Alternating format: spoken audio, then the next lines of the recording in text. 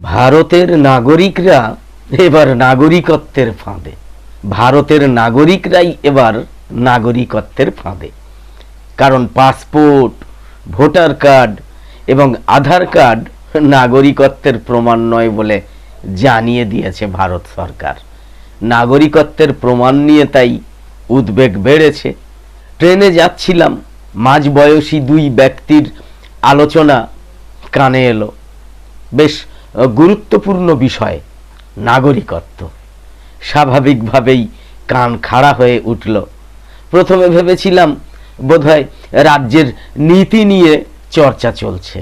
অবৈধ তকমা দিয়ে যেভাবে এক শ্রেণীর লোককে বাংলাদেশে ফেরত পাঠানো হচ্ছে, হয়তো তা নিয়েই গভীর কোনো আলোচনা। কারণ ওই লোকগুলোর অনেকেরই এখন না ঘরকা না ঘাটকা দশা। ভারত বলছে আউট আর বাংলাদেশ বলছে নো ইন। তাই এখন খোলা আকাশের নিচেই তাদের জায়গা। কোন দেশের তারা নাগরিক সেটা তারা নিজেরাও জানেন না। ভাবলাম মানবিক কারণেই বোধহয় দুজনে সেই সব নিয়েই উদ্বিগ্ন, সেই সব নিয়েই আলোচনা করছেন। তারপরই বুঝলাম ব্যাপারটা শুধু ওইখানে সীমাবদ্ধ নেই।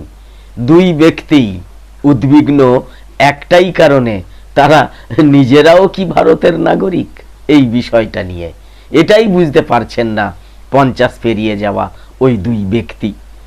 সৌজন্যে বিদেশ মন্ত্রকের সাম্প্রতিক একটা বিবৃতি, পাসপোর্টও নাকি মোটেও নাগরিকত্বের প্রমাণ নয়। এর আগে বার্থ সার্টিফিকেট, আধার কার্ড, প্যান কার্ড থেকে শুরু করে রেশন কার্ড, এমনকি ভোটার কার্ডও নাগরিকত্বের প্রমাণ নয় বলে ঘোষিত হয়েছে। আপনারা জানেন, আইন বলছে রাষ্ট্র আপনাকে অবৈধ বললে নাগরিকত্ব প্রমাণের দায় আপনারই। প্রশ্নটা এখানেই, তাহলে আমরা নিজেদের নাগরিক প্রমাণ করব কিভাবে? নিজেদের ভারতের নাগরিক বলে প্রমাণ করব কিভাবে? এ তো সেই সুকুমার রায়ের বিখ্যাত শিব ঠাকুরের আপন দেশে আইন কানুন সর্বনেশের মতো ব্যাপার। তাদের আলোচনা আমার মনকেও নাড়িয়ে দিল। সত্যিই তো, এ তো মহা ফাঁপড়ে পড়া গেল। আয়কর দপ্তর জানিয়েছে প্যান কার্ড দেশের নাগরিকত্বের প্রমাণ নয়, এটা আয়কর দেওয়ার মাধ্যম মাত্র। খাদ্য দপ্তর বলছে রেশন কার্ড, সেটা আবার কি করে নাগরিকত্বের প্রমাণ হবে? ওটা তো স্রেফ খাদ্য সামগ্রী পাবেন কিনা সেটা দেখার উপায়। জমির দলিলে রেজিস্ট্রার সই করেছেন, আপনি ভারতীয় উল্লেখ রয়েছে তাতে। আপনি যে ভারতীয় তাতে সে কথা উল্লেখ রয়েছে স্পষ্ট করে, তবুও এটা দিয়ে আপনি নিজেকে ভারতীয় বলে প্রমাণ করতে পারবেন না। নির্বাচন কমিশন মানে শ্রীযুক্ত জ্ঞানেশ কুমারের দপ্তর জানিয়ে দিয়েছে ভোটার কার্ড মোটেও নাগরিকত্বের প্রমাণ নয়। আপনি ভোট দেন, এটা তার একটা পরিচয়পত্র ছাড়া আর কিছুই নয়। সুপ্রিম কোর্ট আবার এসআইআর মামলায় জানিয়ে দিয়েছে যে আধার কার্ডও মোটেও নাগরিকদের নাগরিকত্বের প্রমাণ নয়। কারণ কেন্দ্র স্পষ্ট করে দিয়েছে, দেখবেন আধারে স্রেফ লেখা আছে এটা একটা পরিচিতিপত্র। এবার বাকি ছিল পাসপোর্ট। দিন কয়েক আগে বিদেশ মন্ত্রক জানিয়ে দিয়েছে ওটা স্রেফ ট্রাভেল ডকুমেন্ট, মানে পাসপোর্ট থাকলেই আপনি ভারতীয় নাগরিক এমনটা মোটেও নয়। আমিও ভাবতে বসলাম, তাহলে আমরা কারা? আমার কাছেও তো প্রমাণপত্র বলতে এই সব কাগজপত্র, এই সব ডকুমেন্টই তো আছে, কিন্তু এই দিয়ে তো নিজেকে ভারতীয় প্রমাণই করতে পারবো না এখন। অথচ আমি ভোট দিলাম, দেশের তখ্তে কে বসবে, দেশের মসনদে কে বসবে, দেশের গদিতে কে বসবে সেটাও ঠিক করলাম, কিন্তু আমরা কি ভারতীয়? তারপরেও আমরা কি ভারতীয়? তার থেকেও বড় কথা, দেশের রাষ্ট্রপতি দ্রৌপদী মুর্মু, প্রধানমন্ত্রী নরেন্দ্র মোদী, স্বরাষ্ট্রমন্ত্রী অমিত শাহ, বিরোধী দলনেতা রাহুল গান্ধী, রাজ্যের নতুন মুখ্যমন্ত্রী শুভেন্দু অধিকারী, এরাই বা কারা?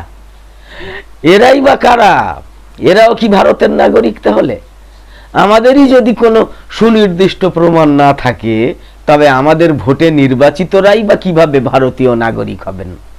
আমরা কি ভার্চুয়াল জগতে আছি? তাহলে মাথাটা ঘুরে গেল। সব যেন কেমন ধাঁধার মতো লাগলো, ধাঁধার মতো মনে হলো। এর থেকে বোধহয় কেশি নাগের অঙ্ক বোঝাও অনেক সোজা। নাগরিকত্ব হলো একটা আইনি মর্যাদা। পরিচয়পত্রের সঙ্গে নাগরিকত্বের পার্থক্য রয়েছে। পরিচয়পত্র আপনাকে কেবল একজন সরকারি সুবিধাভোগী হিসাবে দেখাবে, কিন্তু নাগরিকত্ব হলো আইনি অধিকার। আপনাকে রাষ্ট্র সমান মর্যাদা দিতে বাধ্য। আপনি নাগরিক হলে সংবিধানের মৌলিক অধিকার সুরক্ষিত হয়। রাষ্ট্রকে আপনি প্রশ্ন করতে পারেন। কোনো সরকার সহজে কি সেটা কেড়ে নিতে পারে? কোনো সরকার সহজে কি সেটা কেড়ে নিতে পারে? দার্শনিক হানা আরেন্টের ভাষায় নাগরিকত্ব মানে স্রেফ নাগরিক অধিকার ভোগ করা নয়, এটা আসলে অধিকার লাভের অধিকার। ভারতে কারা নাগরিক সেটা নির্ধারিত হয় নাগরিকত্ব আইন 1955 অনুযায়ী। আমাদের সংবিধানের 5 নম্বর থেকে 11 নম্বর অনুচ্ছেদের মধ্যেও নাগরিকত্ব নিয়ে সুনির্দিষ্ট বক্তব্য আছে। আইন অনুযায়ী 1950 সালের 26শে জানুয়ারি থেকে 1987 সালের 1 জুলাইয়ের মধ্যে এদেশে জন্মগ্রহণ করা যে কোনো ব্যক্তি ভারতের নাগরিক।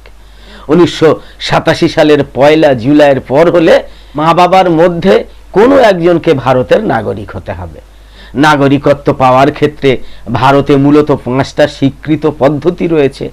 1 হচ্ছে জন্মসূত্রে নাগরিক, 2 হচ্ছে বংশসূত্রে নাগরিক, 3 হচ্ছে রেজিস্ট্রেশনের মাধ্যমে নাগরিক, 4 হচ্ছে স্বাভাবিক প্রক্রিয়ার মাধ্যমে নাগরিক এবং 5 হচ্ছে কোনো ভূখণ্ড ভারতে অন্তর্ভুক্ত হলে। এসব তো সরকারি বিষয়, কিন্তু প্রশ্ন হলো নিজেকে ভারতীয় কিভাবে প্রমাণ করব? নিজেকে ভারতীয় প্রমাণ করব কিভাবে? ভাবছেন 1987 সালের আগেই তো জন্মেছেন, চিন্তা কি? 2020 সালে স্বরাষ্ট্র মন্ত্রক সংসদে স্পষ্ট করে দিয়েছে যে বার্থ সার্টিফিকেট নাগরিকত্বের একক প্রমাণ নয়। তখন তাহলে মানে বার্থ সার্টিফিকেট আছে বলেই যে আপনি এদেশে জন্মেছেন এরকমটাও নয়, এমনটাও সঠিক বলে ধরা যাবে না নাকি? এর 1 বছর আগেই অবশ্য পিআইবি জানিয়েছিল দেশে নাগরিকত্ব প্রমাণের জন্য কোনো সুনির্দিষ্ট নথিই নেই। কেন্দ্রের এবং আদালতের যুক্তি অত্যন্ত পরিষ্কার। নাগরিকত্বের প্রমাণপত্র এবং পরিচিতিপত্রের মধ্যে তফাৎ রয়েছে। যেমন ধরুন আধার কার্ড। আজকের দিনে আধার না থাকলে জীবনটাই তো আধার, একেবারে অন্ধকার। সরকারি কোনো সুবিধা বা ডাইরেক্ট বেনিফিট আপনি পাবেনই না। ব্যাংকে অ্যাকাউন্ট করতে যান, আধার লাগবে। সিম কিনতে যান ফোনের, আধার লাগবে। দেশের মধ্যে ঘুরতে যান, আধার কার্ড লাগবে। কেন লাগবে? এটা নাকি প্রমাণপত্র।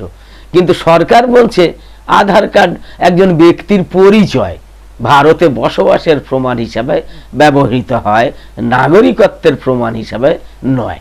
মানে কোনো বিদেশি নাগরিকও দেশে বসবাস করার সময় নির্দিষ্ট শর্ত পূরণ করলে আধার কার্ড পেতে পারেন। এটাই হচ্ছে বক্তব্য। যেন আপনি আয়কর দেন, ভাবলেন দেশের নাগরিক না হলে কি আর আমি আয়কর দিতাম? ভুল ভুল। সরকার বলছে প্যান কার্ড শুধুই মাত্র কর সংক্রান্ত, ট্যাক্স সংক্রান্ত পরিচয়পত্র। এটা আয়কর দপ্তর ইস্যু করে। আর্থিক এবং কর সংক্রান্ত লেনদেনের জন্য এই কার্ডের প্রয়োজন হয়। Pan card. ভারতে আয় করেন বা বিনিয়োগ করেন, কিন্তু বিদেশি নাগরিকরাও প্যান কার্ড পেতে পারেন। আপনার কাছে ভোটার কার্ড আছে, ভাবলেন দেশের নাগরিক না হলে কি আর আমাকে ওই ভোটার কার্ড দেয়া হয়? ভোটার কার্ড দেবে? সরকার বলে দিল না, আপনি ভোটার কিনা সেটা বোঝার জন্য ওই ভোটার কার্ড। এটা আপনার ভোট দেওয়ার অধিকার সুনিশ্চিত করে, কিন্তু নাগরিকত্বের নয়। ঠেলা বোঝো। আপনার নাম ভোটার তালিকায় আছে বলেই তো আপনি দেশের নাগরিক, এটা মোটেও বলা যাবে না।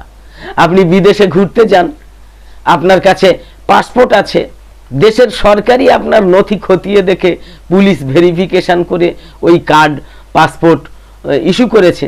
কিন্তু এখন সরকার বলছে পাসপোর্ট নাগরিকত্বের পক্ষে শক্তিশালী সহায়ক নথি ঠিকই, কিন্তু এটা একাই নাগরিকত্বের চূড়ান্ত আইনি প্রমাণ নয়। এটা আসলে আন্তর্জাতিক ভ্রমণের একটা ডকুমেন্ট। যোগ্যতা নিয়ে প্রশ্ন উঠলে বা আইনগত কারণ থাকলে পাসপোর্ট বাতিল হয়, তাই এটাকে নাগরিকত্বের প্রমাণ তো বলাই যাবে না। যুক্তি পরিষ্কার, পরিষ্কার যুক্তি। সেই স্কুল জীবনে যেমন আমরা পড়েছিলাম সব ক্ষারকই ক্ষার, কিন্তু সব ক্ষার ক্ষারক নয়, তেমনই বলা হয়েছে যেন একমাত্র নাগরিকরাই পাসপোর্ট পাওয়ার অধিকারী, কিন্তু পাসপোর্ট থাকার অর্থ নাগরিকত্ব নয়। প্রশ্ন উঠছে, নির্বাচন কমিশন কিভাবে ভোটার তালিকায় নাম তোলার জন্য পাসপোর্টকে বৈধ নথি বলতে পারে? বিদেশ মন্ত্রকের পাসপোর্ট ম্যানুয়ালেও তো বলা আছে এটা নাগরিকত্বের প্রমাণ। সব দেখে মনে হচ্ছে সরকারের বাঁ হাতই জানে না যে ডান হাত কি করবে, আর আইনের এই মার প্যাচে নিজেকে ভারতীয় প্রমাণ করতে আম আদমির তো ঘুম উবে যাচ্ছে। মানুষ তো নিজেকে ভারতীয় প্রমাণ করতে ভয়ে একেবারে কাঁটা হয়ে থাকছেন। মনে রাখবেন, এই বিতর্ক তখনই উঠল যখন দেশের 19টা রাজ্য এবং কেন্দ্রশাসিত অঞ্চলে এসআইআর এর কাজ চলছে। এরই মধ্যে দেশ জুড়ে এনআরসি এবং সিএএ কার্যকর করার প্রয়াস নিশ্চিতভাবে নেবে কেন্দ্রীয় সরকার। বলা হচ্ছে এনআরসির মাধ্যমে খুঁজে বের করা হবে অবৈধ নাগরিকদের। এতে আশঙ্কা তো থাকছেই, সত্যিই অবৈধ নাগরিক খোঁজা হবে নাকি বৈধ নাগরিককে অবৈধ বলে দাগিয়ে দেয়া হবে? অসমের উদাহরণ এই আশঙ্কা বাড়িয়ে দিয়েছে। এই তো কয়েকদিন আগের কথা, নিজেকে ভারতীয় প্রমাণ করার জন্য আদালতে 15টা নথি জমা দিয়েছিলেন অসমের এক ব্যক্তি। তারপরেও নিজের নাগরিকত্ব প্রমাণ করতে তিনি পারেননি। তার আবেদন খারিজ করে দিয়েছে গুয়াহাটি হাইকোর্ট, মানে অসমের গুয়াহাটি হাইকোর্ট। অসমের ডিটেনশন ক্যাম্পের দুর্দশার খবর তো আপনারা জানেন, আমরা শুনেছি তো। 2019 সালে ডিটেনশন ক্যাম্পেই মৃত্যু হয়েছিল দুলাল চন্দ্র পালের।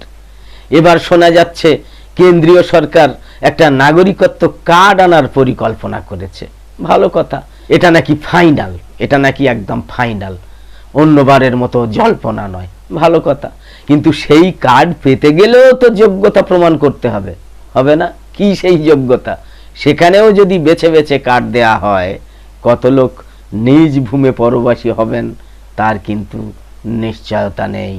তাই আশঙ্কা থেকেই যাচ্ছে। একদম শেষে বলি, নিউজ নির্ভীকে আমাদের নিয়মিত উপস্থাপন করা বিশেষ প্রতিবেদন, এই রকম ধরনের বিশেষ প্রতিবেদন ভালো লেগে থাকলে ইউটিউবে নোটিফিকেশন পেতে সাবস্ক্রাইব করে পাশের বেল আইকন অন করে অল সিলেক্ট করে রাখুন। আর ফেসবুকে লাইক বা ফলো করে আমাদের আরও নতুন নতুন ভিডিও বানাতে এবং লাইভ সম্প্রচারে উৎসাহিত করতে লাইক, কমেন্ট এবং বেশি বেশি শেয়ার করে সঙ্গে থাকুন। তো আপাতত শেষ করছি। কামনা করি সকলে সবসময় খুব ভালো এবং সুস্থ থাকুন, সাবধানে থাকুন। ধন্যবাদ।